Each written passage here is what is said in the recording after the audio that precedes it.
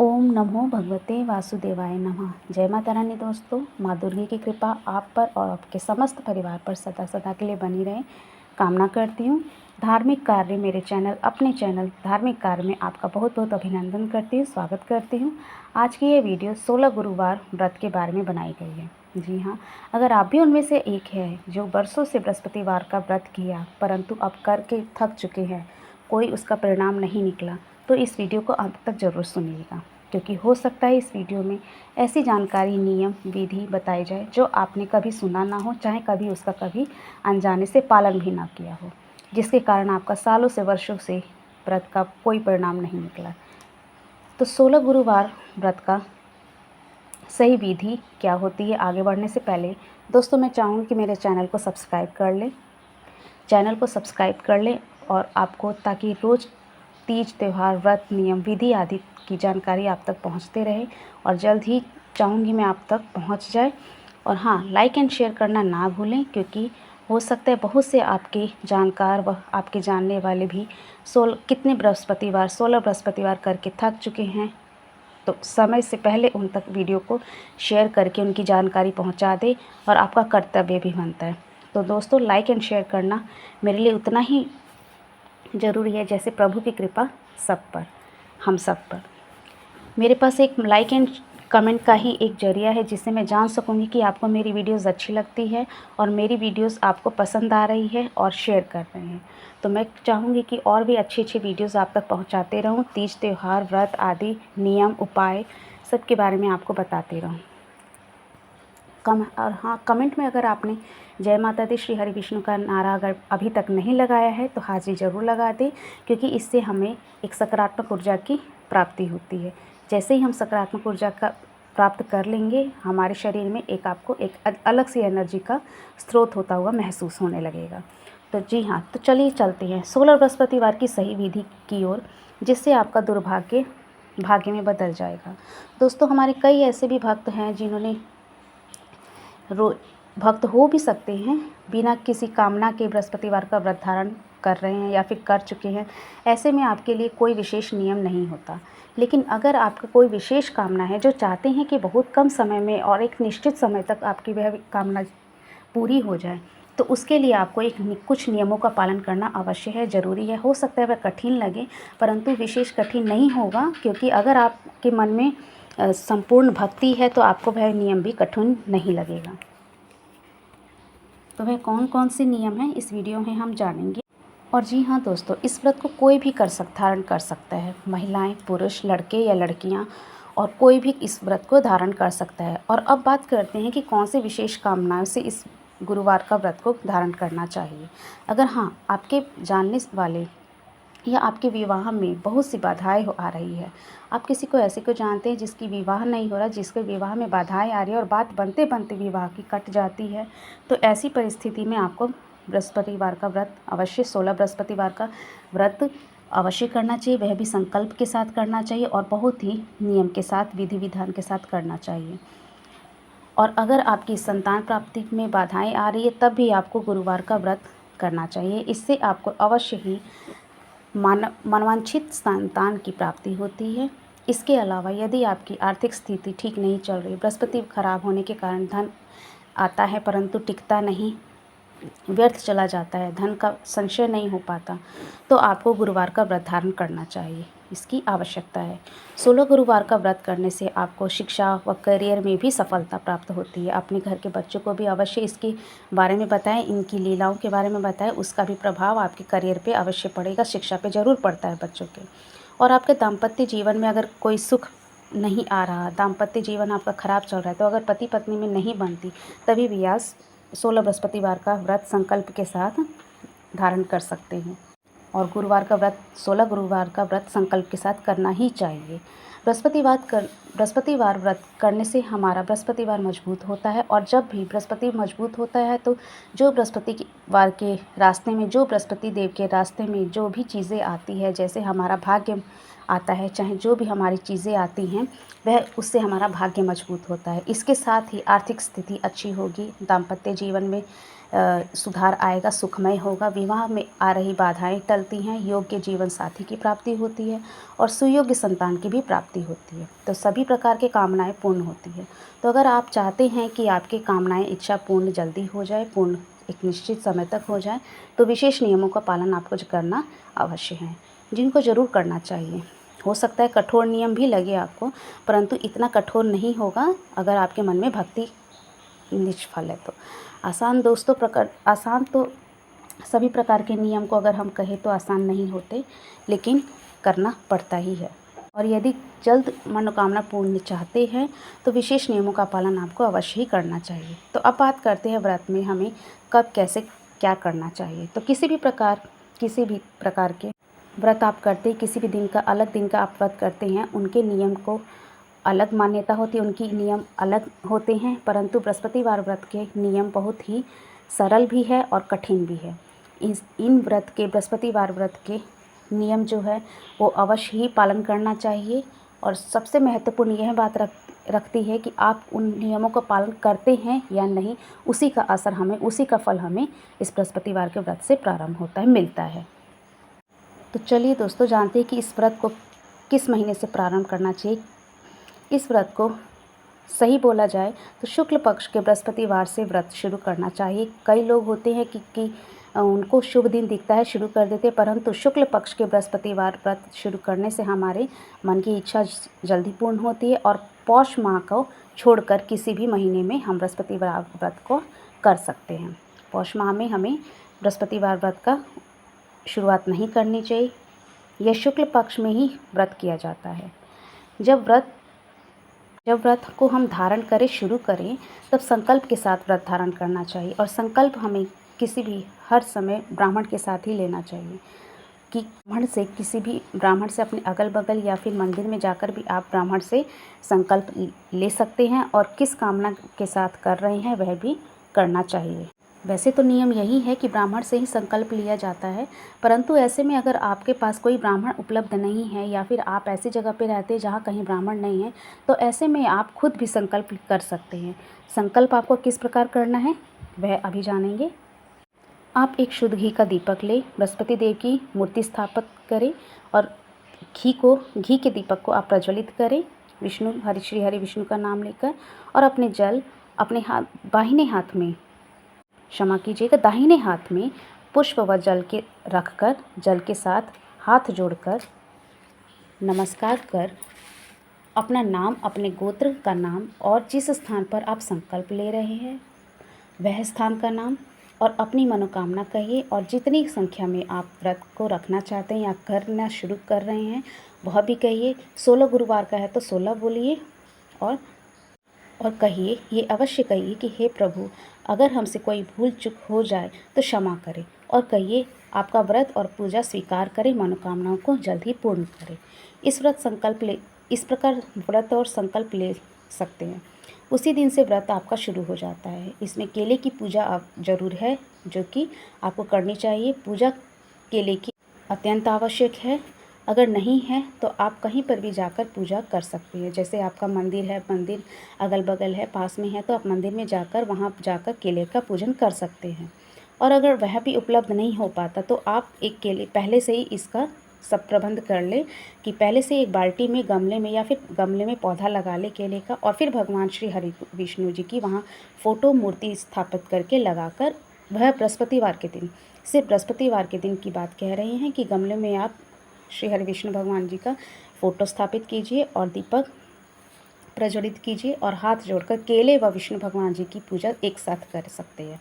तो जल में हल्दी मिलाकर, ये ना भूले कि जल में हल्दी मिलाना ना भूले। तो आप सबसे पहले क्या करेंगे कि आप एक लोटा लेंगे, लोटे में जल भर कर उसमें हल्दी डालेंगे और चने की दाल व गुड़ डालेंगे और उसके बाद आप संकल्प अपना ले लेंगे।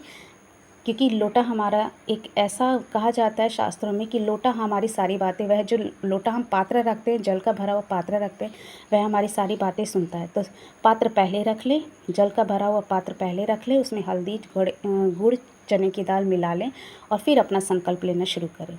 तो पूजा शुरू की जा सकती है। इस तरीके से आप पूजा शुरू की जा सकती है। और उसमें गुड़, चने की दाल व मुनक्के का विशेष ध्यान रखें। जिसका भोग अर्पित करें, किया जाता भी है, इसी का भोग किया जाता है अर्पित श्री हरि विष्णु जी को। और कथा कहें या सुने, आप हो सके तो किसी के साथ भी आप कर सकते हैं, किसी को सुना भी सकते हैं या फिर किसी से सुन भी सकते हैं। इस प्रकार भी आप कर सकते हैं, उतना ही आपको फल मिलेगा।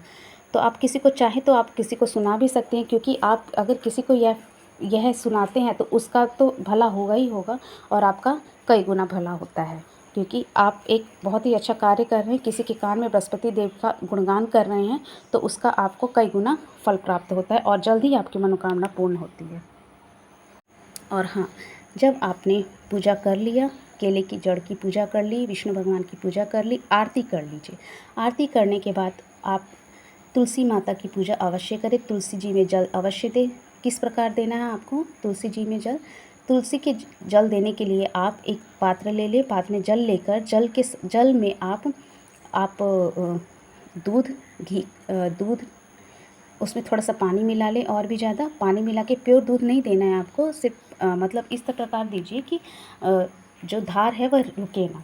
तो आपको दूध लेकर और जल मिलाकर आपको तुलसी जी को जल देना है। उसके बाद पीला सिंदूर से तुलसी जी को ये मांग भरिए, उसके बाद पूजा कीजिए और हाथ जोड़कर प्रणाम करें। और जो भी आपकी मनोकामनाएं हैं दोनों विष्णु भगवान जी से, माता तुलसी से कहिए, क्योंकि दोनों साथ रहते हैं। तो जिसके घर में पति पत्नी की नहीं बनती है, हमेशा कलह कलेश रहता है, जिसके घर में पति पत्नी में बहुत प्रयास किए नहीं बन पा रही है, तो वो है तो इस नियम को अवश्य करें, इस विधि को अवश्य करें कि माँ तुलसी की पूजा करना ना भूलें श्री हरि विष्णु की पूजा करने के बाद, और माँ तुलसी की जरूर पूजा करें। और हाथ जोड़कर, हो सके तो हाथ जोड़कर अपनी कामनाएं कहें, आपके दिल में जो भी दुख दर्द है वह सब कहें, तो आप माता रानी आपको जरूर जल्द फल आपको देंगी।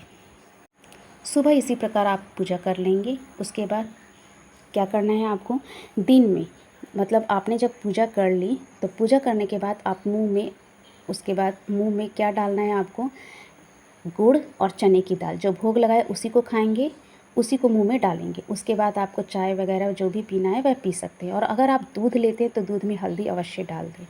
और हाँ, इस पूजा में, इस बृहस्पतिवार की पूजा में बहुत से विशेष ऐसे नियम होते हैं जिसको पालन करना बहुत ही ज़रूरी होता है। और अगर आप बृहस्पतिवार का उद्यापन कर देते हैं, उसके बावजूद भी आपको इस नियम का पालन हमेशा जन्म जन्मांतर तक, आपको पूरा ज़िंदगी तक आपको करना ही होगा, क्योंकि आपने अपने आप को बृहस्पति देव को सौंप दिया है और वही आपका पालनहार हो जाते हैं।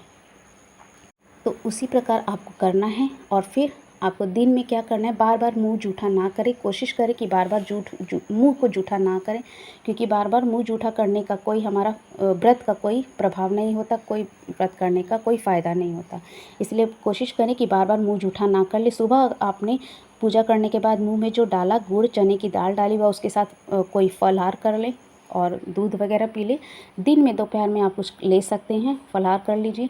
परंतु शाम का जब दीपक का टाइम होगा, दीपक का टाइम आपको कब करना है, गोबेला, जब गोधेला हो जाता है, मतलब सूर्योदय, और जब आप अंधेरा पूरा नहीं होता और सूर्य अस्त होने से पहले आपको तैयारी शुरू कर देनी है।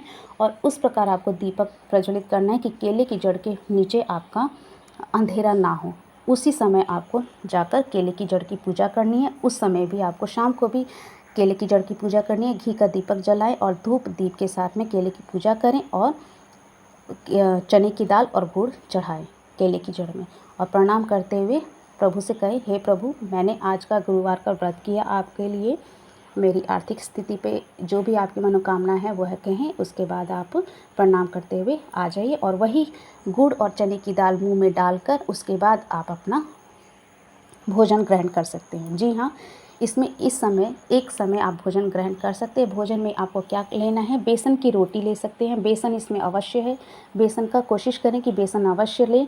बेसन की रोटी, बेसन का चीला, या फिर बेसन की ऐसी बहुत सारी चीज़ें हो सकती हैं, आपकी सुविधा अनुसार आप उसको ज़रूर ग्रहण करें और पीला ही भोजन करें। आप दूध ले रहे हैं या दही ले रहे हैं तो उसमें भी हल्दी मिला लें, जल पी रहे हैं थोड़ी सी हल्दी मिला लें। और हाँ, एक और महत्वपूर्ण बात, जब आप बृहस्पतिवार के दिन आपने संकल्प लेना है कि हाँ आपको आज से व्रत शुरू करना है, तो आपको सुबह में नहाना के समय पानी में थोड़ा सा हल्दी ज़रूर मिलाकर नहाना है। पानी में हल्दी मिला लें और सिर पर से आपको नहाना निषेध है कि मतलब आपको कुछ ऐसे भी नियम पालन करने होंगे जिसको आपको पूरा हर समय आपको उसका ध्यान रखना होगा। यहाँ तक कि आप अगर गुरुवार का व्रत का अगर आप उद्यापन कर देती हैं तभी भी आप उनको नियम को पालन करना होगा। तो जी हाँ, आपको उस दिन साबुन नहीं लगाना है। वह कौन कौन से नियम हैं जिस दिन आपको जो आपको बहुत ही ध्यान रखना होगा, बहुत ही ज़रूरी है आपके लिए। तो उस दिन आपको जो भी महिलाएं, चाहे पुरुष चाहे लड़के लड़कियां व्रत ग्रहण कर रहे हैं, तो आपको उस समय साबुन का इस्तेमाल नहीं करना है, साबुन से नहाना नहीं है, साबुन से कपड़े नहीं धोने। कपड़े हो सके तो उस दिन ना धोएं तो भी अच्छा रहेगा। कपड़े नहीं धोने हैं, घर को साफ़ सफाई नहीं करनी चाहिए, बालों में तेल नहीं लगाना चाहिए और नाखून ना काटें, घर की साफ़ सफाई ना करें। घर में अगर पुरानी झाड़ू पड़ी है या फिर कचरा पड़ा है पुराना, अगर कपड़े वपड़े पड़े हैं, किसी को आप दान में देना चाहते हैं, मतलब कपड़े अगर ख़राब हो गए हैं, आप फेंक रहे हैं या फिर झाड़ू फेंक रहे हैं, तो ऐसा ना करें। कूड़े कचरे में आप झाड़ू को ना फेंकें। सबसे विशेष कार्य ये कीजिए कि झाड़ू में उस समय कूड़े में आप जो क्या फेंक रहे हैं उसका विशेष ध्यान दें कि ऐसी चीज़ें ना फेंकें जो लक्ष्मी माता से जुड़ी हुई है। तो झाड़ू को उसमें ना फेंकें, कूड़े में ना फेंकें। और हाँ दोस्तों, बृहस्पतिवार की पूजा का समय क्या होता है? बृहस्पतिवार की पूजा का समय बृहस्पति हो रहा होता है, जो कि 6 बजे से 7 बजे, मतलब आपका जब अंधेरा सूर्योदय से पूर्व ही आपको पूजा करनी चाहिए, तभी आपका इसका निश्चित फल पाएंगे और मनवांछित फल पाएंगे। इसीलिए इस बात का विशेष ध्यान रखें कि सूर्योदय से पूर्व ही आपको पूजा करनी है, कथा कर लेनी है। उसके बाद आपको सूर्य भगवान को जल अर्पण करना है। उसके बाद आपको बृहस्पति भगवान की आरती वगैरह करके आपको क्या करना है, तुलसी माता की पूजा करनी है। तो तभी आप इस प्रकार करने से ही आपको मनवांछित फल मिलता है और आपका जीवन सुखमय व आने वाला समय सुखमय बन जाता है। तो कुछ लोग ऐसे भी हैं जो कि बिना किसी कारण, बिना किसी मनोकामनाएं के अपने लिए या फिर अपने घर को, परिवार को सुखी रखने के लिए आप व्रत धारण कर रहे हैं, तो वह भी, उनके लिए कोई विशेष नियम नहीं है, वह भी इस नियम को पालन कर सकते हैं। व्रत का संपूर्ण फल तभी आपको मिलता है दोस्तों जब आप उसका नियम पूरी तरीके से पालन कर लेते हैं। तो इस बात का विशेष ध्यान रखें कि सूर्योदय से पूर्व ही आपको पूजा करनी है। सूर्योदय जब होने लगे तो अब तक आपकी पूजा हो जानी चाहिए, मतलब बृहस्पति हो रहा होता है उसी समय आपको पूजा करनी है। बृहस्पति हो रहा इसीलिए कहा गया है क्योंकि बृहस्पतिवार का व्रत बृहस्पति हो रहे के समय पे ही किया जाता है, तभी वह स्वीकारित होता है, वह स्वीकार करते हैं। कि कई लोग होते हैं कि 9 बजे 10 बजे पूजा करते हैं, जो कि जानते हैं कि हमने व्रत किया है, फिर भी वह 9 बजे 10 बजे व्रत करते हैं। उस समय की पूजा स्वीकारित नहीं होती। तो समय का ध्यान विशेष रखें, ध्यान अवश्य रखें। और जब आप स्नान करें तो उसमें जैसे मैंने बताया कि पीला हल्दी ज़रूर डाल लें और तभी नहाएं। और सिर पर से हो सके तो ना नहाएं, घर को ना धोएं, साफ़ सफाई ना करें, झाड़ू कचरे में ना फेंकें, नाखून ना काटें, महिलाएं बाल ना धोएं, पीला चंदन से ही टीका करें, सिर पर माथे पर पीला चंदन से टीका करें। अगर पुरुष इस व्रत को ग्रहण कर रहे हैं तो माथे पर चंदन का टीका करें और नहाने के बाद पीला वस्त्र ही ग्रहण करें। अगर पुरुष को बाहर जाना होता है, नौकरी वाले होते हैं, उनके पास अगर समय नहीं है या फिर वह पीला वस्त्र नहीं धारण कर सकते तो पीला एक आप रुमाल भी अपने साथ रख सकते हैं, उसका भी कोई विशेष प्रभाव नहीं पड़ता है। आप पीला कपड़ा, मतलब एक पीला हैंकी वगैरह भी अपने पॉकेट में रख सकते हैं, उससे भी काम बनता है। और हाँ दोस्तों, इस व्रत का प्रसाद सबको नहीं बांटा जाता। किसी के लिए आप अगर व्रत कर रहे हैं या निश्चित किए संकल्प या किसी के लिए व्रत करने का वह नहीं कर पाता है, आप उसके लिए कर रहे हैं, तो आप प्रसाद उसको दीजिए और हो सके तो कथा में उस व्यक्ति को बैठाइए। अगर वह व्यक्ति आपके पास नहीं है तो आप प्रसाद उनके लिए रखिए और उनको ग्रहण कराएं। और अगर आप परिवार के लिए कर रहे हैं, परिवार की सुख शांति के लिए कर रहे हैं, तो सभी में आप परिवार में प्रसाद को बांटिए और उसका जल सबको प्रदान करें। और यह ज़रूर कहिए कि उस दिन जो भी इस प्रसाद को ग्रहण कर रहा है उसको विशेष रूप से यह कहना ज़रूरी है कि आप उस समय उस दिन नहाएंगे नहीं साबुन से, सिर्फ पानी से नहाएं, पीला हल्दी के पानी से नहाएं और साबुन से नहीं नहाना है। कोशिश कीजिएगा, ये ज़रूर कहें कि साबुन नहीं यूज़ करना है उस दिन। और जो जो नियम आपके लिए कहे गए हैं उस दिन आप उनको भी सबको परिवार के सभी सदस्यों को पालन करना होगा।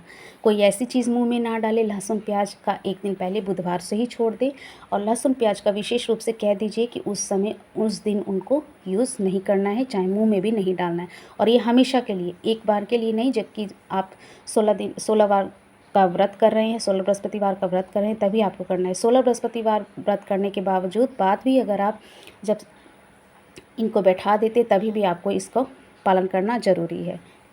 उस दिन विशेष मंत्र का जाप करें। विशेष मंत्र कौन कौन से हैं? विवाह के लिए कौन सा मंत्र का जाप करें, श्री हरि विष्णु से कहें कौन सा मंत्र का जाप करना है। घर की सुख शांति के लिए कौन सा मंत्र का जाप करना है, या फिर विशेष आपका कुछ मनोकामना है उसके लिए कौन से मंत्र का जाप करना, शिक्षा के लिए कौन से मंत्र का जाप करना है, वह सबकी मंत्र जाप करने की मैं वीडियोज़ इसी चैनल पे अपलोड कर दूंगी। आप मेरे वीडियोस को मेरे चैनल पर चलकर देख सकते हैं, चल के देखिएगा ज़रूर। और कमेंट में जय माता दी का नारा हाजिरी ज़रूर लगाइएगा। मंत्रों का जाप करें। उसके बाद इस बात का विशेष ध्यान रखें, उस समय उस दिन आपको मन को बिल्कुल स्वच्छ रखना है, साफ़ सुथरा रखना है। किसी की चुगली नहीं करनी, किसी के बारे में कुछ नहीं कहना है और क्रोध नहीं करना है। किसी को अपशब्द नहीं कहने हैं उस दिन। इस बात का विशेष ध्यान रखिए, क्योंकि बृहस्पतिवार के व्रत में यह सब नियमों का पालन करना बहुत ही ज़रूरी है। और हो सके तो गरीबों को खाना खिलाए, भोजन कराए, एक समय का भोजन अवश्य कराए। गरीबों को दान दक्षिणा दे, ब्राह्मणों को दान दे। उस दिन इधर उधर बगैर किसी काम के किसी के यहाँ जाए ना, यह ज़रूर कोशिश कीजिएगा, क्योंकि जहाँ आप जाएंगे वहाँ कुछ बातें और भी हो सकती है जिसको स्वीकारित नहीं होते हैं बृहस्पतिवार के दिन, तो वह कार्य अवश्य करें। तो जैसा कि मैंने बताया कि विशेष मंत्र है जिसके मैं वीडियोस इस चैनल पे अपलोड कर दूँगी, आप वहाँ जाकर अवश्य देखिएगा। तो चैनल पर वीडियोस को इसी समय रोकती हूँ, क्योंकि अगर बृहस्पतिवार की गुणगान कहा जाए, उनकी विधियाँ या फिर उनके नियमों का कहा जाए, तो वीडियोस हमारी 40 मिनट की भी हो सकती है, तो आप भी बोर हो जाएंगे सुनते सुनते। इसीलिए मैं नेक्स्ट वीडियो में मंत्रों का जाप करना बताऊंगी, किस विशेष कार्य के लिए आपको कौन सा मंत्र का जाप करना है, शिक्षा के लिए, करियर की उन्नति के लिए कौन से विशेष मंत्रों का जाप करना है, वह मैं दूसरे वीडियोज़ में डालूँगी और वहाँ वीडियो पर आप ज़रूर जाइएगा। इसी के साथ मैं वीडियो को यहीं स्टॉप करती हूँ, यहीं पे रोकती हूँ और आगे मैं क्षमा चाहूँगी, क्योंकि इस समय आपका 22 मिनट की वीडियो हो चुकी है, तो क्षमा चाहूँगी। वीडियो को यहीं रोकती हूँ। तो इसी के साथ शेयर करना ना भूलें और व्रतों का पालन करना ज़रूर। जो भी आप व्रत करते हैं उसका नियम का पालन अवश्य करें। इस व्रत का जो मैंने जैसे जैसे बताया वह पालन करने से मैं 100% की गारंटी लेती हूँ, आपका मनोकामना अवश्य और जल्द ही पूर्ण होगी। यह मेरी कामना है श्री हरि विष्णु जी से, आशा करती हूँ। तो चलिए मिलते हैं अगले वीडियो में, तब तक के लिए नमस्कार।